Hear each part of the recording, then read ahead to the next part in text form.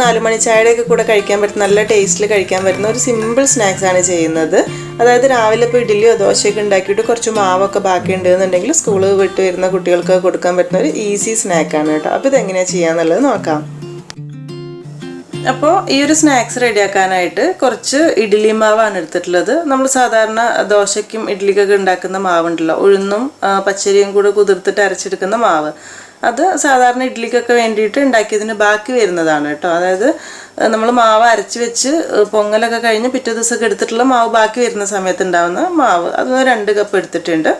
ഒരുപാട് ലൂസായിരിക്കരുത്, കുറച്ച് ടൈറ്റായിട്ട് ഇഡ്ഡലിക്കൊക്കെ വേണ്ടി അരക്കുന്ന മാവിൽ, അതാണ് കേട്ടോ എടുത്തിട്ടുള്ളത്.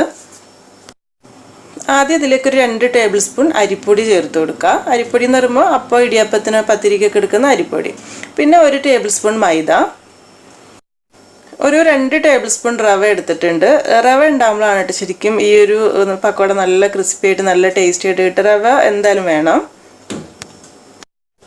എരിവിന് ആവശ്യത്തിന് ഒരു പച്ചമുളക് ചെറുതായി മുറിച്ചെടുത്തത്, കുറച്ച് കറിവേപ്പില,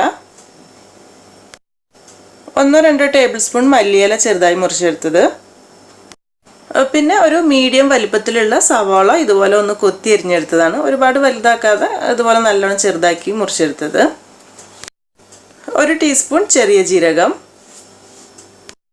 പിന്നെ ഒരു 1/2 ടീസ്പൂൺ കരിഞ്ജീരകം ഞാൻ ചേർക്കുന്നുണ്ട് കേട്ടോ. എനിക്കിതിൻ്റെ ഫ്ലേവർ നല്ല ഇഷ്ടമാണ്. ഈ ഒരു സ്നാക്സിലൊക്കെ വരുന്ന സമയത്ത് നമുക്ക് ആവശ്യമുണ്ടെങ്കിൽ ചേർത്ത് കൊടുക്കാം. 1 ടീസ്പൂൺ ഉണക്കമുളക് ചതച്ചെടുത്തത്, 1 ടീസ്പൂൺ ഇഞ്ചി വളരെ ചെറുതായിട്ട് ചോപ്പ് ചെയ്തെടുത്തിട്ടുള്ളതാണിത്. ആവശ്യത്തിനുള്ള കുറച്ച് ഉപ്പ് ഇട്ട് കൊടുക്കുക. ഉപ്പ് ഒരുപാട് വേണ്ട കേട്ടോ, കാരണം ദോശമാവിൽ എന്തായാലും കുറച്ച് ഉപ്പ് ഉണ്ടാവുമല്ലോ. 1 നുള്ള് ബേക്കിംഗ് സോഡ കൂടെ ചേർത്ത് കൊടുക്കുന്നുണ്ട്. ഇതില്ലെങ്കിലും കുഴപ്പമൊന്നുമില്ല, ദോശമാവ് ആയതുകൊണ്ട് പൊങ്ങി കിട്ടും. എന്നാലും നല്ല ഒരു പെർഫെക്ഷനിൽ കിട്ടാൻ വേണ്ടി ഇട്ടുവെന്നേ ഉള്ളൂ. ഇനി ഇതെല്ലാം കൂടെ ചേർത്തിട്ട് നല്ലോണം മിക്സ് ആക്കി എടുക്കണം. കൈ ഉപയോഗിച്ചിട്ട് നല്ലോണം നമുക്ക് കുഴച്ചെടുക്കുക. അതായത് നമ്മൾ പക്കവടയ്ക്കൊക്കെ ഇങ്ങനെ കോരിയിടുന്ന ആ ഒരു പാകമുണ്ടല്ലോ, ആ ഒരു ടൈറ്റിലായിരിക്കണം കേട്ടോ. അപ്പോൾ നമ്മൾ ദോശമാവ് കുറച്ചൊക്കെ ലൂസാണെന്നുണ്ടെങ്കിൽ ഇത്തിരി അരിപ്പൊടിയോ റവയോ എന്തെങ്കിലും ഇട്ട് കൊടുത്തിട്ട് ഈ ഒരു രീതിയിൽ മിക്സ് ആക്കി എടുക്കണം. ഒരുപാട് അരിപ്പൊടി ആയി പോകാനും പാടില്ല. അപ്പോൾ നല്ല കുറുകി ടൈറ്റായിട്ടിരിക്കുന്ന ദോശമാവ് തന്നെ എടുക്കുക. ഈ ഒരു രീതിയിൽ ആയാൽ മതി. ഇനി ഇത് റെസ്റ്റ് ചെയ്യാൻ വേണ്ടി വെക്കേണ്ട ആവശ്യമൊന്നുമില്ല, പെട്ടെന്ന് തന്നെ ഓയിൽ ചൂടാക്കിയിട്ട് ഫ്രൈ ചെയ്തെടുക്കുക. അപ്പോൾ ഞാൻ ഈ സമയത്ത് ഒരു 1/4 ടീസ്പൂൺ കായത്തിൻ്റെ പൊടി കൂടെ ചേർത്ത് കൊടുക്കുന്നുണ്ട് കേട്ടോ. അത് ആദ്യം ചേർക്കാൻ വിട്ടുപോയതാണ്, ആദ്യം തന്നെ ചേർത്താൽ മതി. ഒരു 2-3 നുള്ള് കായപ്പൊടി കൂടെ ഉണ്ടെങ്കിൽ നല്ലൊരു ഫ്ലേവർ കൂടുതൽ കേട്ടോ. അപ്പോൾ അത് ചേർത്തിട്ട് നല്ലോണം അങ്ങ് മിക്സ് ആക്കി എടുക്കുക.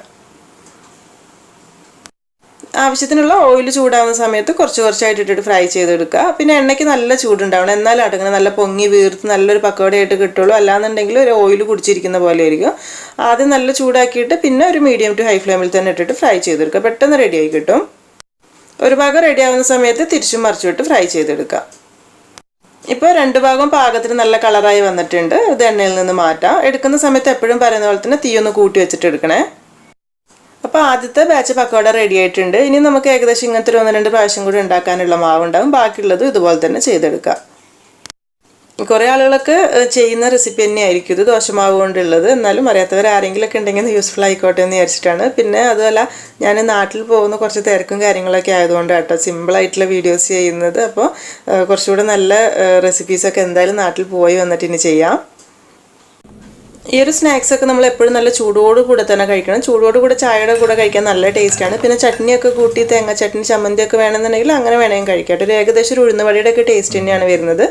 സ്കൂളൊക്കെ കഴിഞ്ഞ് വരുന്ന കുട്ടികൾക്ക് കൊടുക്കാൻ പറ്റുന്ന നല്ലൊരു സ്നാക്സ് റെസിപ്പി തന്നെയാണിത്. അപ്പം ഈ ഒരു രീതിയിൽ ചെയ്ത് വെക്കാത്തവർ ആരെങ്കിലുമൊക്കെ ഉണ്ടെങ്കിൽ ചെയ്ത് വെക്കുന്ന സമയത്ത് ഫീഡ്ബാക്കൊക്കെ ഒന്ന് അറിയിക്കണേ. അതുപോലെ ഈ ഒരു വീഡിയോ നിങ്ങൾക്ക് ഇഷ്ടമായിട്ടുണ്ട് എന്നുണ്ടെങ്കിൽ എന്തായാലും ലൈക്ക് ചെയ്യാനും ഷെയർ ചെയ്യാനും കൂടെ മറക്കരുത് കേട്ടോ. താങ്ക്